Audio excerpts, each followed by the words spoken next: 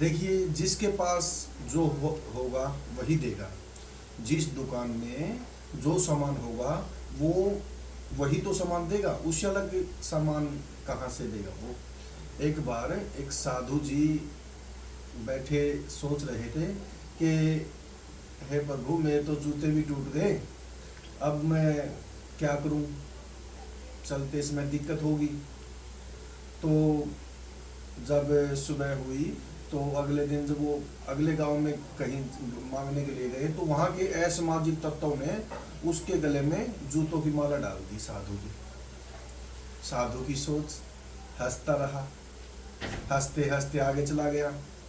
जाते जाते भगवान को कहने लगा कि हे प्रभु, बहुत बहुत धन्यवाद आपका, मेरे पास तो जूते भी नहीं थे, चलने में परेशानी हो रही थी, और अब मैंने तो आपसे एक जोड़ी की अपेक्षा की थी और आपने तो इतने जूते दे दिए मेरे को।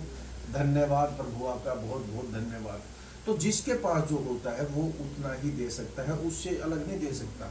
अब उनके पास जितना था उन्होंने वो दे दिया, मतलब जिसकी जितनी सोच है वो उतना ही कर सकता है, उससे आगे नहीं कर सकता। उससे चाहे आप किसी बुराई करवा लो या फिर अच्छाई करवा लो, वही निकलेगा जो उसकी दुकान में सामान होगा, उससे अलग नहीं निकल सकता। एक बार एक साधु अपनी मस्ती में, साधु तो रहते ही मस्ती में मस्त है, एक बार साधु अपनी मस्ती में चल रहे थे, चले जा रहे थे, जा रहे थे, जा रहे थे। तो रास्ते में एक लड़की थी। तो साधु अपनी मस्ती में मस्ती हंसते हुए जा रहे थे। लड़की ने सोचा कि वो मेरी तरफ देख के हंस रहे हैं, तो वो बोली साधु बाबा को कि बाबा, आप मेरी तरफ देख के क्यों हंस रहे हो? बोला, नहीं बेटी, मैं आपकी तरफ देख के नहीं हंस रहा। बोला, आप हंसे मेरी तरफ देख के? बोला, नहीं बेटा, मैं आपकी तरफ देख के नहीं हंसा। बोला, बाबा आप मेरी तरफ देख के हंसे? बोला, बेटा मैं नहीं हंसा।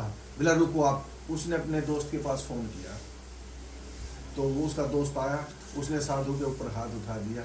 बोला, तुम शर्म नहीं आती, साधु हो के ऐसे उल्टे काम करते, लड़कियों को देख के हंसते हो, मस्त ये है वो है। तो वो हाथ उठा के चल दिया। साधु फिर अपनी मस्ती में मस्त, वो तो चलता फिर चल पड़ा वहाँ से। तो जैसे ही उस लड़की का दोस्त सीढ़ियों पे चढ़ने लगा तो सीढ़ियों पे चढ़ते चढ़ते धड़ाम से गिर गया।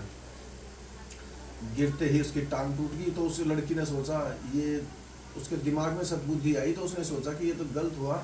वो साधु, अब फिर उसने मुड़ के देखा उस लड़की ने, तो वो साधु फिर भी अपनी मस्ती में मस्त जान लग रहा था हंसते हुए।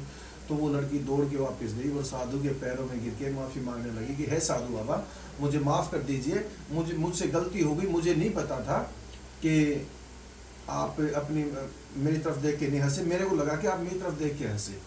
तो साधु बाबा बोला कि बेटा सुनो, तुमने अपने प्यारे को बुलाया, उसने आके मेरा सर फोड़ दिया।